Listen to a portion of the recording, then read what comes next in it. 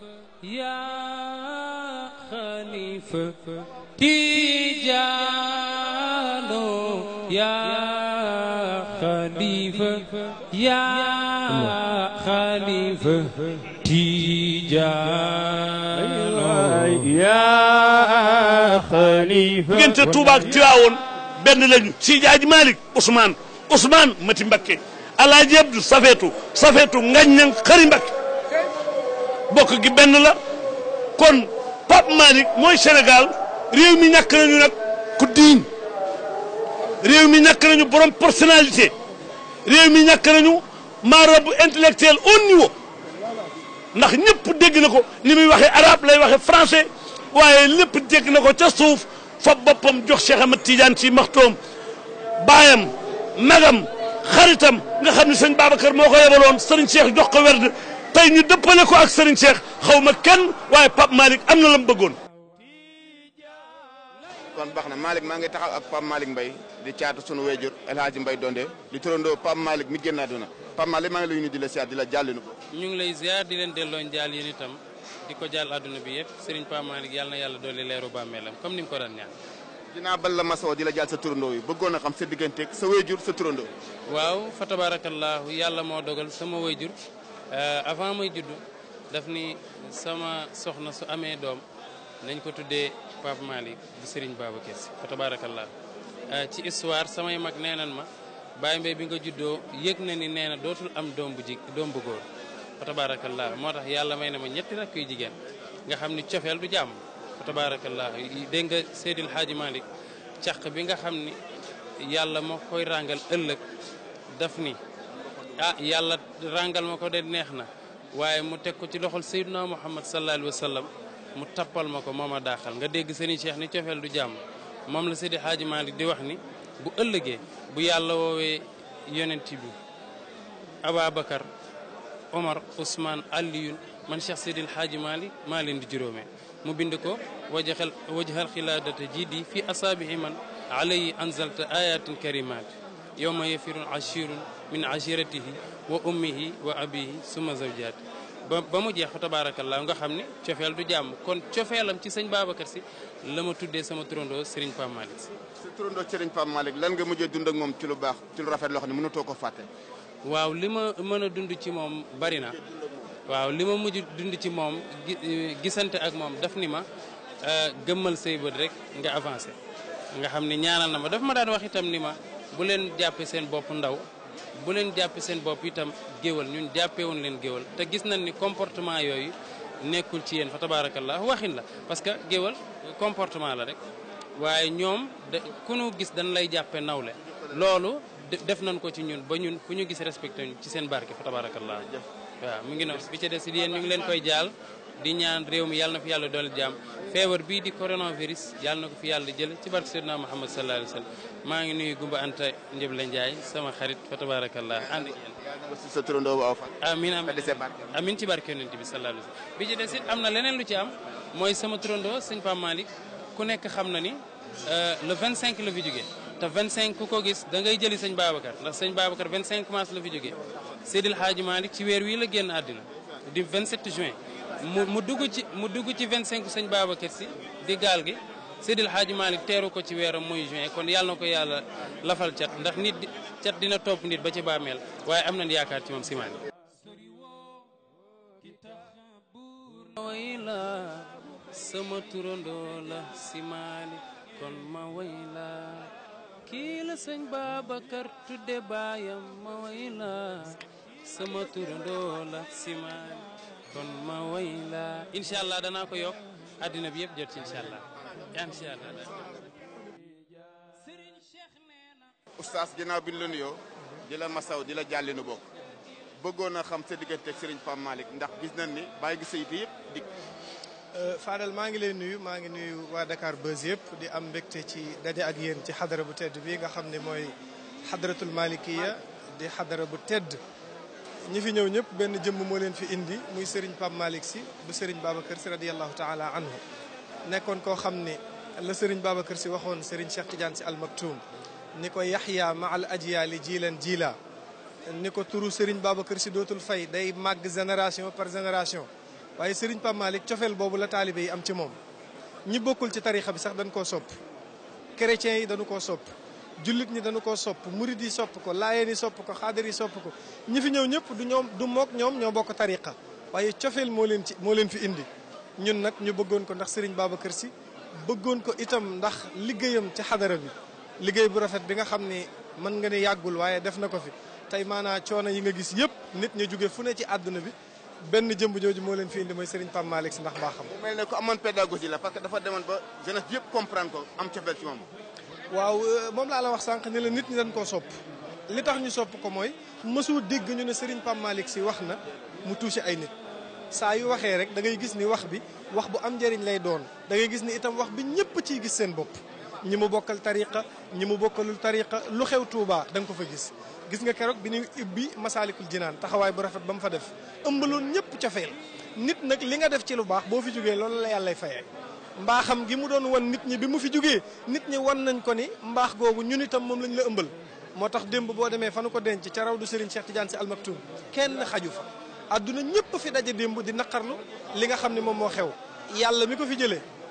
moo ëpp ñëpp yërmande ndax Seydil Hadji Malick daf ne woon wa rahmatullahi kullal xalqi xad wasiat min fajirin wa mutiin zahidin baari kon ñu ngi ñaan yàlla moomu yàlla na ko yàlla teeroo yërmande wanale koog baayam Serigne Babacar Sy mu wanale koog maamam Seydil Hadji Malick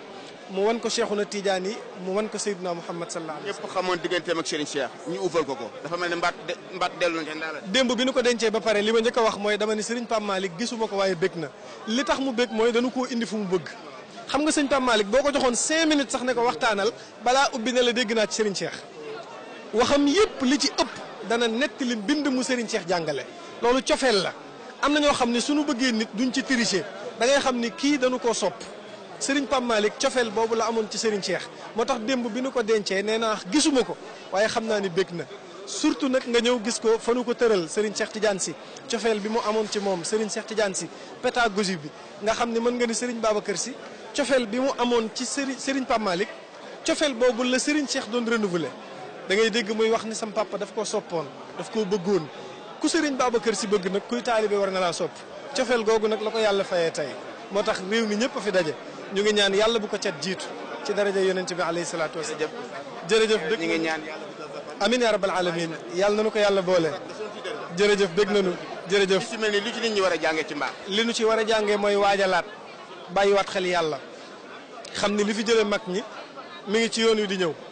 li kulli ummatin ajal fa ida jaa ajaluhum la yastaqiruna saatan wala yastaqdimun suñu borom nee na ku sa heure jot nga dem heure ma jot mu dem ñi fi ñëw ñëpp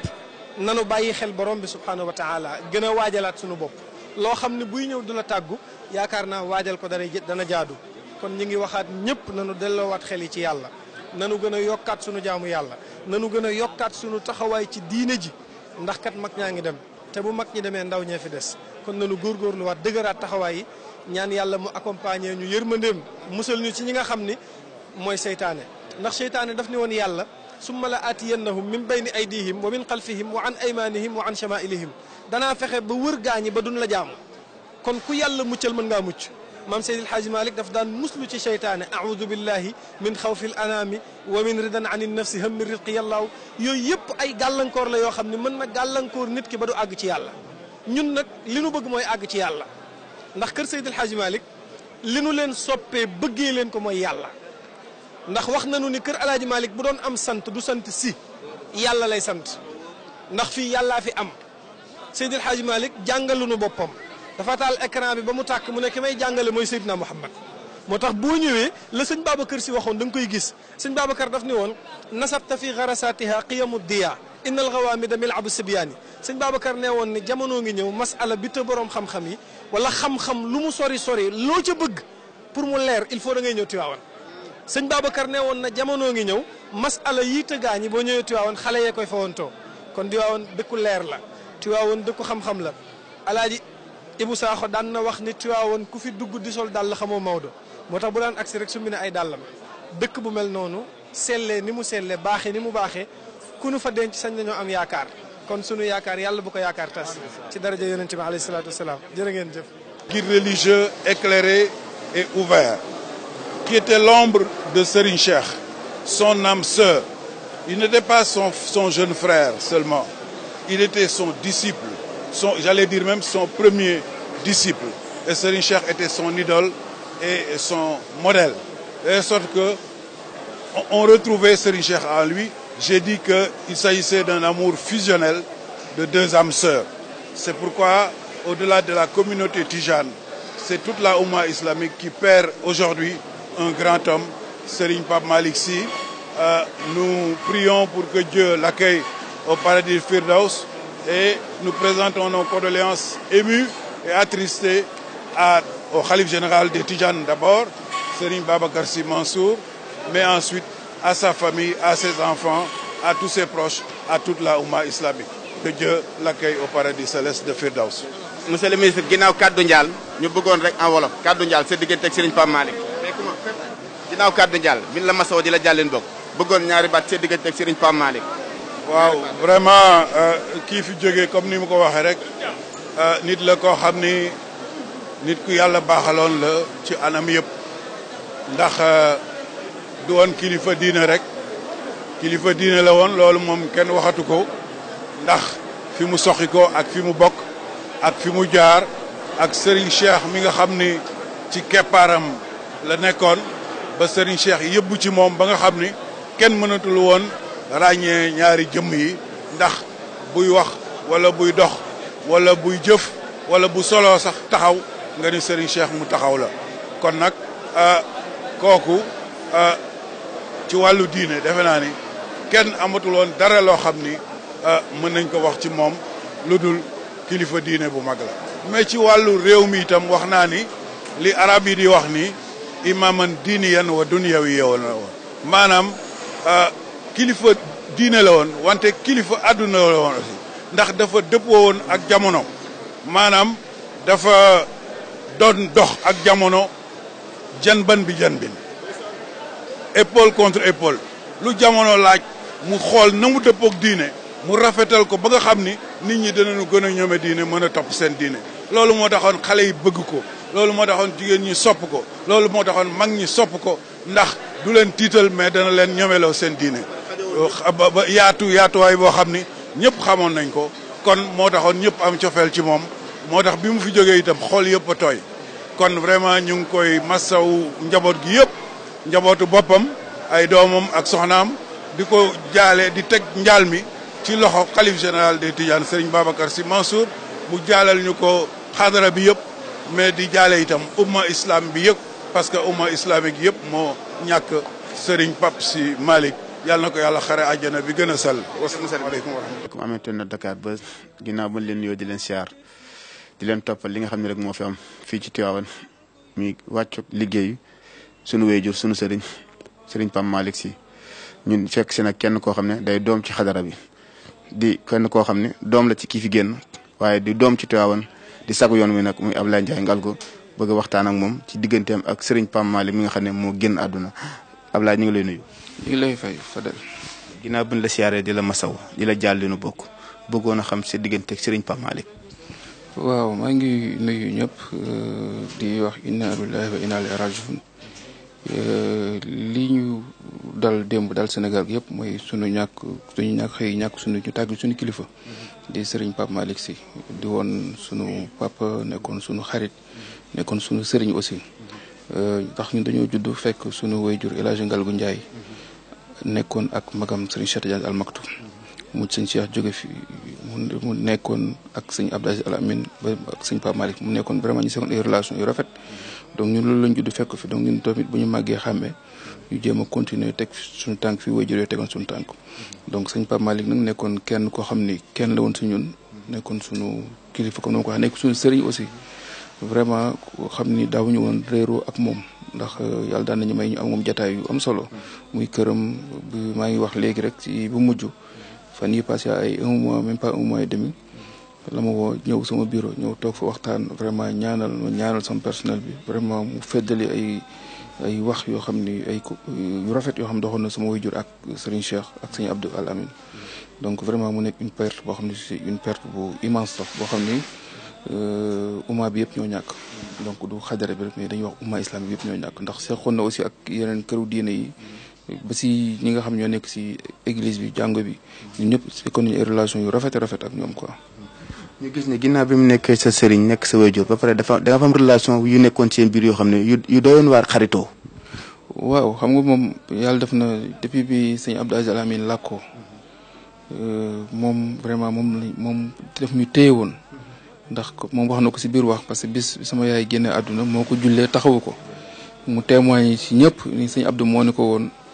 am na juróom-ñeent doomam yoo xam ni na nga leen ñeme te na nga diisoo na ngay gisante ak ñoom moom mu seede ni juróom-ñeent yooyu sëñ Abdou dénkoon man si laa bokk donc moom aussi mu doxal ko vraiment ndax sama doom bi nga xam moom laa mujjee tuddee sëñ Abdou Al Amine bi moom moo ko tudd moo ñëw taxawu ko tudd ko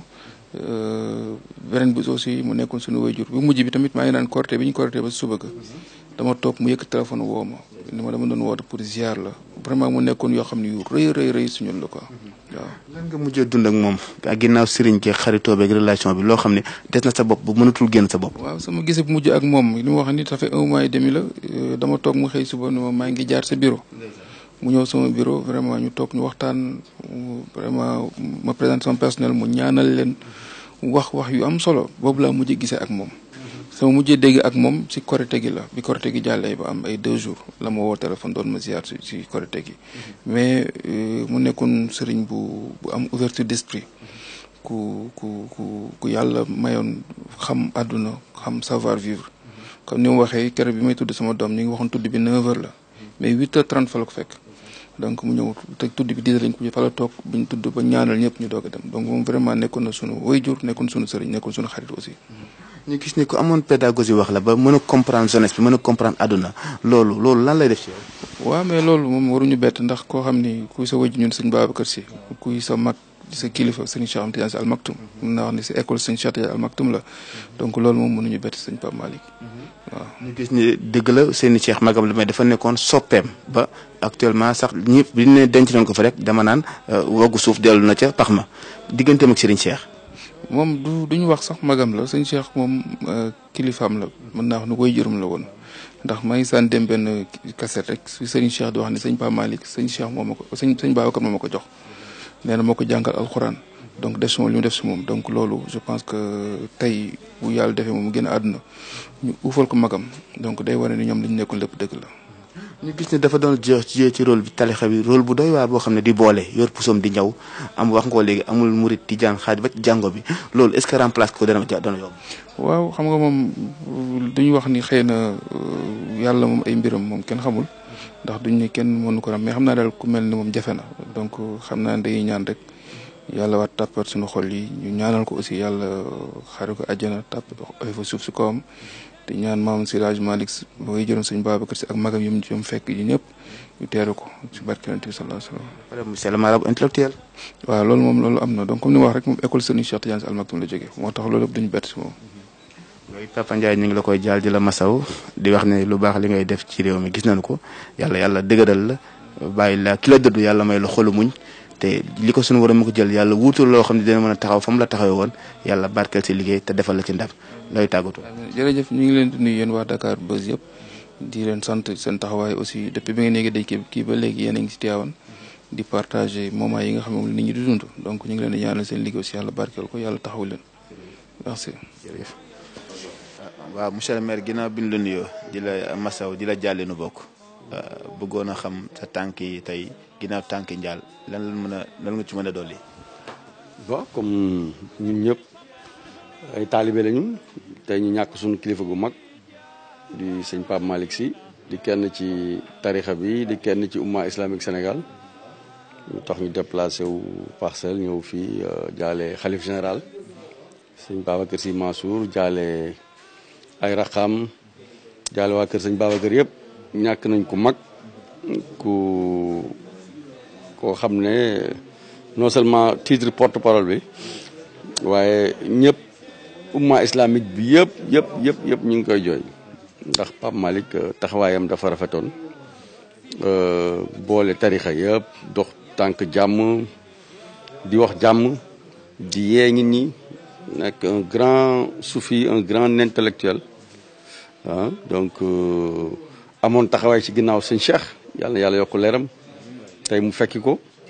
ñu xam rayonnement am xam dimension am spirituelle yàlla defoon aussi mu am ak ñun ay relation man ñëw na ñaari yoon sama bureau ci simplicité am ak humilité am voilà mu nekk lu rëy ci man loo xam ne ñun taalibe yi ñoo waroon di ko seeti mais moom presque moom mooy wër di seet taalibe yi ku wax mu la non non bàyyil ma ñëw da ngeen di bàyyi aussi ñun ñuy ñëw ci yéen loolu nag dafa neex donc demam bett ñu trop mu brusque waaye rek ñu nangu ndogalu borom bi di ko ñaanal yàlla sunu borom ci barke maamam ci barke waajuram bu baax ba sëñ Babacar nga xam ne xaritam la woon Allah sunu borom xaare ko àjjana firdawsi donc ñu koy bokk ak waa Tivaouane yëpp di ko bokk ak umma islamique bi di ko bokk ak waa tarixa bi yëpp en tout cas ñàkk nañ ko mag sëñ Pape Malick ku mag moo dem incha allah. ku mag moo dem fi la fekk nag mi kër Abdou Aziz Ndiaye ñu bëggoon xam sa digganteeg Abdou Aziz Ndiaye. ay sama frère la waaw sama frère la donc ensuite liggéeykat la donc on a de bonnes relations loolu yàgg na waaw. parce que dañoo gis bi nga jaaree rek mënoon ngaa ñibbi mais da ngaa bàyyi lépp dikk bi. waaw mais xam nga lii des fois c'est important maak Aziz gis nañ gisee laaj ko xam naa ne mën na plus d'1 an mais c'est normal donc des fois ñu jaar donc seet suñuy mbokk suñuy xarit ensuite ñoo bokk tariqa bi donc voilà.